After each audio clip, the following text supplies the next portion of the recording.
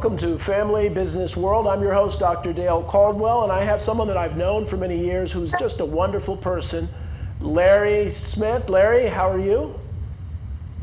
Fine. Well, you are the founder of Life Support Systems and someone that I've known and admired for many years. As always, I wrote a book called Intelligent Influence, so I love origin stories. And so, where were you born, and how did you start this business? I was born in Somerville, Mass. My father was a family practitioner. Part of that comes into play because I grew up in an environment of doctors and service businesses of my parents' friends. We moved to Newton, Mass when I was 3 years old in 1947. And I went through the Newton school system, which was wonderful. The high school was the best high school in the country when I graduated in 1962, right? And then I went to Brandeis University for a couple of years, and it didn't quite fit with my personality. So my objectives. So I switched to Suffolk University, took courses in finance and business and psychology, oddly enough. And then went to Boston College Law School. Interesting. So a lawyer. And so how long did you practice law? I didn't. When I graduated law school, I went to work for Arthur Young, which was one of the big 8 accounting firms, with the objective to be a CPA and then be a treasurer of a public corporation or something, which didn't really quite fit with my personality. Paid off in the recession of 1971 with everybody that they hired the previous year except one person. I then ran a leasing business for approximately 7 years, and then started Life Support Systems and another company. And I'll just mention it briefly because it really rolls into Life Support Systems. It was then called Associated Mobile X-Ray. One of my father's friends, a radiologist that I knew all my life, said, it'd be really neat if somebody could do efficient portable X-rays and EKGs in nursing homes, rather than having your mother or your grandmother get in an ambulance, go to the hospital, wait in the ER, catch pneumonia, and die while they're waiting for a film. So I started both businesses at the same time. The portable X-ray business, I had sales force, marketing, etc. Grew very large, the biggest in the area, in New England. But at the same time, I had salespeople working with Life Support Systems, and there was an overlap because I had huge exposure to nursing homes, and also recognized what, working for the leasing company, working in businesses, realizing there wasn't a lot of thought about, in a business, what happens if there's an emergency? Having a first aid kit was a big deal. Love it. Love it. No training, right? In businesses, no CPR, first responder, OSHA programs, nothing that I saw there. So that rolled into my starting Life Support Systems. Shall I continue from there? Well, let me, because you are, on previous shows, I talk about the difference between a small business leader and an entrepreneur. And we think that small business leaders can become entrepreneurs, but not everybody has it instinctively. And you've had that in entrepreneurial mindset instinctively. Some people would say, well, I have no expertise here. I can't start a business. I've got to go through courses and so on. But you said, hey, there's an opportunity. We want to meet the opportunity. So tell me more about the evolution of the company. And by the way, when I had the systems background, when I went to Brandeis, this is 1962. We learned how to program in Fortran and DOS. Wow. Remember, no computers. Memory was punch cards. But remember, how do you program? What do you think? Systems. And of course, working in public accounting, the same idea. I had the background to support a business. So back to how it started Life Support Systems. The portable X-ray business was running. And I saw an ad in the Boston Globe under business opportunities and Sundays, and it said business for sale. And it was a a small business. The guy had started renting portable oxygen inhalators, except they were archaic. They were cast iron tanks and wooden cases to businesses. And he had a couple hundred of them at $8 a month. Wow. But the concept's good, right? So I bought it, and from there, hired salespeople, signed up new businesses, and no, we weren't billing them $8 a month, and wrapped it into all the training programs as it grew, first aid cabinets, for example. Sure, people were doing it. Put a first aid cabinet in, stop by every 3 months and restock it. Right. We're at another company like Z Medical we might have had that started in 1971 doing that, but no training, none of the support stuff. Right. Right. And by the way, part of this is my father was very, very smart, and his thought processes were mentored to me as I grew up. Right. So life support system started. I hired salespeople and did some reasonably sophisticated marketing in those days. Mm-hmm. And it kept growing, and we kept adding the American Heart Association programs that didn't exist then. We were the first nonprofit American Heart Association training center in New England. Oh, really? Wow. I mean, for-profit. The nonprofit ones were like ambulance companies and stuff. Right. And then, now we're talking about my son Brett, who was 49. Right. He joined the business in 1998. Okay. By the way, the business started when he was 6 years old. Did he help out as a kid? Did he do anything as a kid? Did you get him working? We find a lot of times that really helps. Absolutely. Both him and my oldest son is 2 years older, Greg. Absolutely. Vacation time in the business. We're putting them around warehouse. When they got their driver's licenses, they would go out both the portable x-ray business, because there was, and deliver reports to nursing homes, deliver supplies to the x-ray techs, because I was spread out all around, basically eastern Massachusetts, basically from Worcester on in. And yes, they both grew up doing that. Love it. They were exposed to it constantly, and as Brett said, I watched everything you do as a kid. It's why, I still think I keep have flashbacks of me sitting there watching you. And but Brett did an amazing job when he came in. Brett worked for previously first a food distribution business, okay, and then for a vehicle leasing company. Okay, both in sales and doing projections, etc. So a very good background. Oddly enough, by the way, he leases our company vans from the same company. Oh wow! So he brought a lot to the business. I was very busy with the portable x-ray business, got very large. Brett went out in the field, marketing, re-looking at the accounts. He is the one that definitely brought in all the the continuing training, CPRs that was developed, etc. And then in 2000, AED came out. Yeah, sure. Yeah, pick it up. Let me see. Let the audience see it a little closer. Oops, I took it out of the bag. No, love it. This is a Zoll AED. That's one of their largest distributors. Okay. That was the bag that came in. Ah, okay.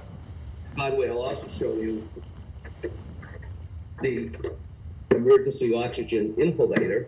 Wow. We bought that business from that guy. There were iron tanks and wooden boxes. And is that plastic casing? Is that a plastic what? Plastic and aluminum tanks. Oh wow. And as you can expect, what's the first thing when an ambulance shows up in an emergency? Oxygen. Yep. Right? Yeah. And these are all in companies, typically next to the AED, and they're used. Fortunately, and life support systems AEDs have probably if you look at that website, in the thousands of people have been saved because the company personnel have been trained. I mean, and we're talking everything: Merrill Lynch, Morgan Stanley, Wow.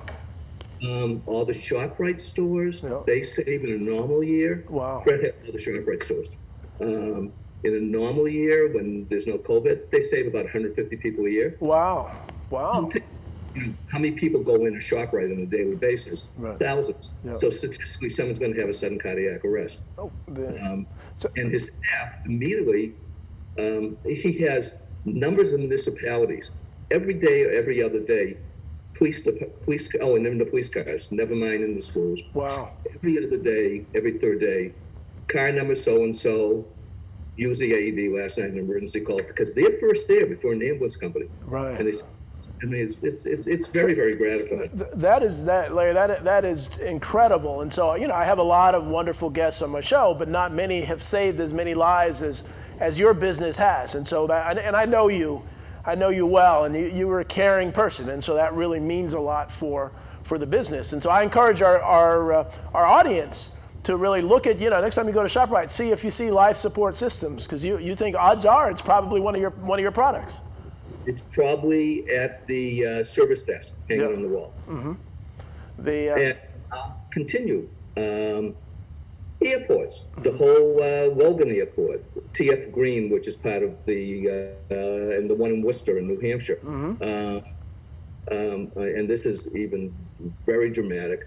We negotiated a contract years ago with the Mass Bay Transportation Company. So this is i.e. Jersey Transit. Right. Contract. And they have an AED in every control car, which is the car that's behind the engine. Okay. Mm-hmm. We're all trained, and in every station. Mm-hmm. Right?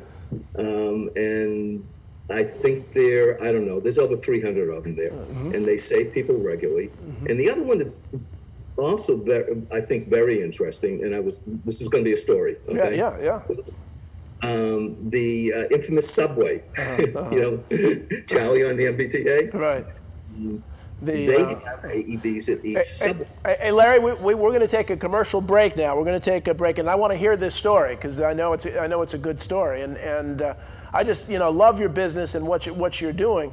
I also want to hear this story, and I want to talk a little more about the transition to your son. Was it hard for you to give up the business, et cetera, et cetera? So we're going to take a couple minute breaks, and we'll come right back. Connect to Success, where I interview power networkers in the greater Philadelphia and South Jersey area. So join me every week, 12:30 on Thursdays during your lunch break, and now on Fridays at 9 and 9:30 p.m. We'll see you next week. This plus this equals this plus this and this. Don't drink and drive.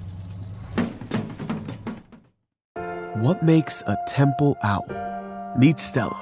She's wise, fierce, and she's not alone. Temple University, where owls call home. We are the cherry and white. The city is our classroom, and we lead the rush hour, making our mark on every field around the world. A world without Temple, well, that's like the sky without the North Star. Temple, never stopping. The family law firm of Shemtab Dragonovsky Taylor will help you move through and beyond your divorce. We are a full-service boutique family law firm located in Blue Bell, Pennsylvania. We handle cases in Montgomery County, Chester, Bucks, Delaware, and Philadelphia counties. We have 6 highly experienced lawyers and have represented clients for more than 30 years regarding these issues. Our clients depend on us to sort through the complicated issues involved in divorce and division of assets, spousal and child support, and custody. We listen to them, we gather the information, and we help them make informed decisions. We pride ourselves in our knowledge and our experience. We try to settle cases when we can, but we zealously advocate for our clients at trial as experienced and successful litigators. If you need help on any of these family life issues, please call us for an appointment at 215-542-2105 or check us out on our website at www.shemtablaw.com. Welcome back to Family Business World. I'm your host, Dr. Dale Caldwell, with Larry Smith, the founder of Life Support Systems, a wonderful and very, very successful family business that saves more lives than any other guest I've had. So Larry, you were in the midst of the story before break, so I want to hear this story. A couple of stories. One, when AEDs first came out, Brett marketed them to all the schools because, as you now may know, all the teams have to travel with an AED, right? And of course, in the schools, the school nurses has them, and it's one of the major account modes. When we first came out, where I grew up in Newton, well, now it's Duke High School, Newton South plays Wellesley on the Thanksgiving game, which is, I assume, traditional throughout the East Coast. I don't know, right? Big deal, right? Right, big Thanksgiving game. The Newton trainer got all trained AEDs, right? And he just got it, right? And he drives to Wellesley. It's a 20-minute ride, right? He forgot the AED. He went back and got it. Okay. Now envision, here we are in the Wellesley football stadium. Right. Everybody's watching. Guess what? The referee goes down. Oh no! Oh boy! Comes out and saves his life in front of everybody. Wow! I mean wow. Amazing. That is amazing. It's we go like this when things like that happen. We're in the schools. As I said, the municipalities, police departments, all the time are using their AEDs. Do you have that on video? That Wellesley game on video? This is like 2000. Wow. Now you have another story. See, I love these stories. One of the other ones that happened recently, as depending on how old you were when you moved from Boston, Dale. Yeah, I was young. It's the subway system, and each station has life support systems AEDs that we maintain. And in Cambridge, there are two subway stations, Harvard Square, and Central Square. Central Square is what MIT is. So this happened just 2 years ago. And it was on security footage, right? A lady's walking along, goes down, has a sudden cardiac arrest. Another lady who was a licensed practical nurse or whatever, right away starts compressions. Okay. Right. And then one of the people in the station runs to get the AED, right? There were two electricians working there with a hard hat and yellow vest. They run over, right? Just like you see on television, bang, one shock, the woman's alive, right? And statistically, if you get to someone within 2 minutes, the survival rate on a sudden cardiac arrest is 90%. Wow, and really? It increases 10% every minute, right? So CBS, the local CBS station, interviews the people and the electricians, right? I'm going somewhere. Right. The electricians they said, how did you learn? They said, at our union hall, we get recertified every year. Guess who does the training in all of the electrician union halls all over the country? I love it. Life support systems, right? Yeah. And then it was picked up and was on the national news the next day on CBS. Unbelievable. Brett does all the training in union halls all over the country. And, really, I become speechless with that. Well, Larry, but let me ask you this then. Obviously, you love this. You love what you do. You love the company you created. You love your kids.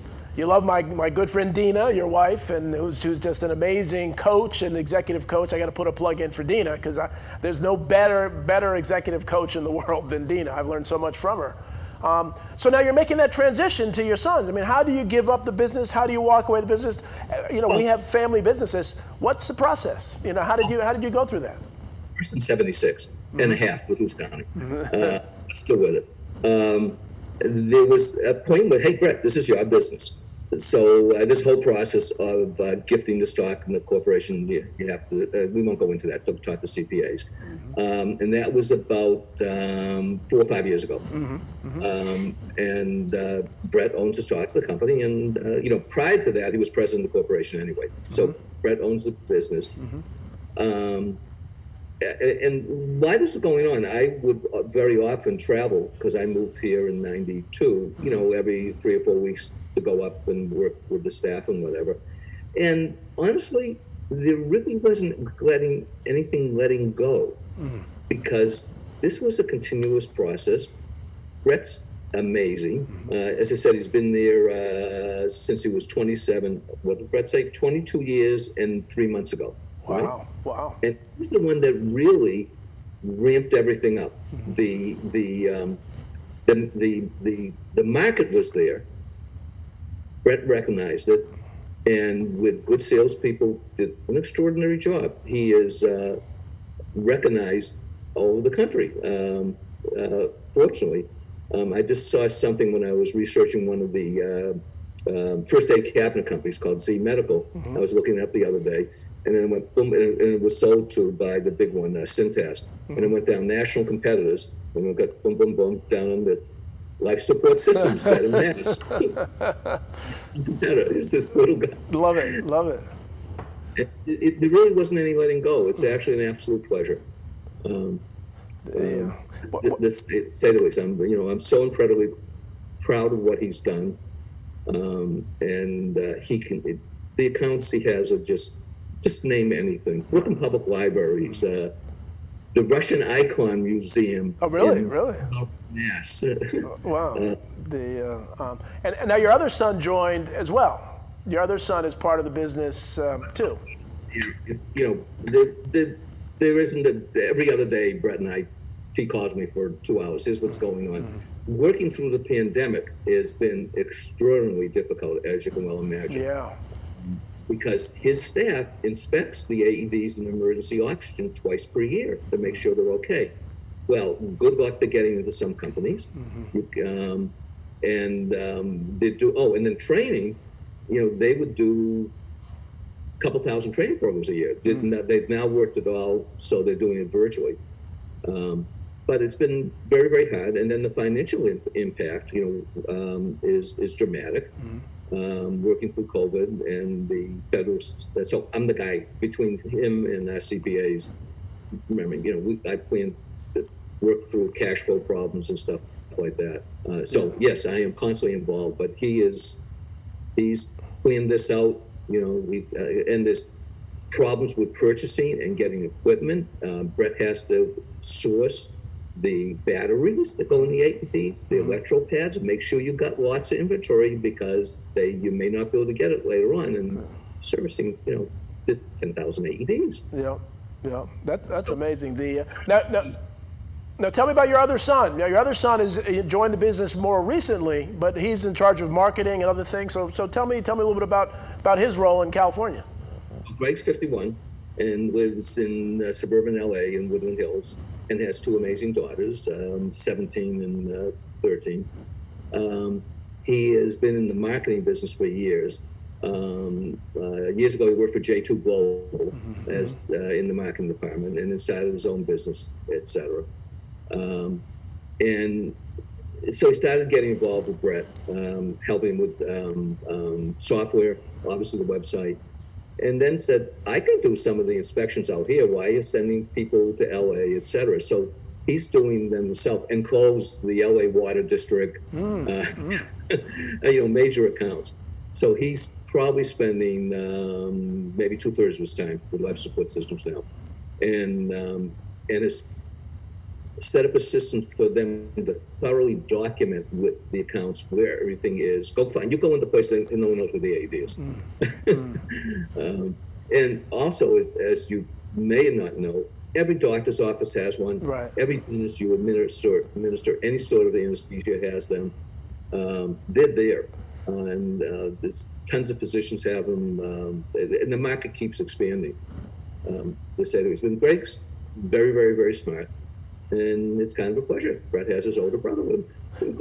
And again, it's a family affair, and So why is it, I talk to all these business folks who are successful, the family businesses. It's the backbone of America. It's the key to growing an economy, to creating jobs. So Larry, I don't want to get into politics on either side, conservative or liberal, but politicians on all sides seem to have forgotten that is what made America. The story, you hear the pride you talk about, your family's part of it. Any thoughts on how do we get the leaders of this country to understand we need to make sure that small and local businesses are successful? Well, we talked to, my wife's very, very active politically in Democratic politics in Pennsylvania and nationally. So we have had contact with, lovely contact with state senators and federal senators. And Pete Buttigieg. We met Pete Buttigieg a couple of years ago. Amazing guy. And talk about local stuff. I don't, honestly, I don't know. They understand local business is the heart of the economy. They certainly need incredible support now. By the way, when we mentioned the ShopRite chain, those are all, it's a co-op, those are all individually owned. These are the children or grandchildren of the grocers at the turn of the century. That's what the ShopRites came from. Right. Right. And they understand it. I'm not sure how. Do we encourage it in school? I'm not sure there's that type of entrepreneurship, or I don't know. I mean, I'm too old to have. No, you're not, and so we're at the end of the show now, but one of the things that I think, I love telling these stories because here your business, the family business, really a national family business, is saving lives every day, and you're not on the New York Stock Exchange, and you're not, and so you are doing it with a loving touch, and so. So Larry, I just want to thank you so much for your time this morning. This 30 minutes goes by very, very quickly, and we're done. And so I just want to thank the audience for watching Family Business World. We will see you next week. I'm your host, Dr. Dale Caldwell, and support a family business if you can today. Take care. Bye-bye, Larry. Thank you very much.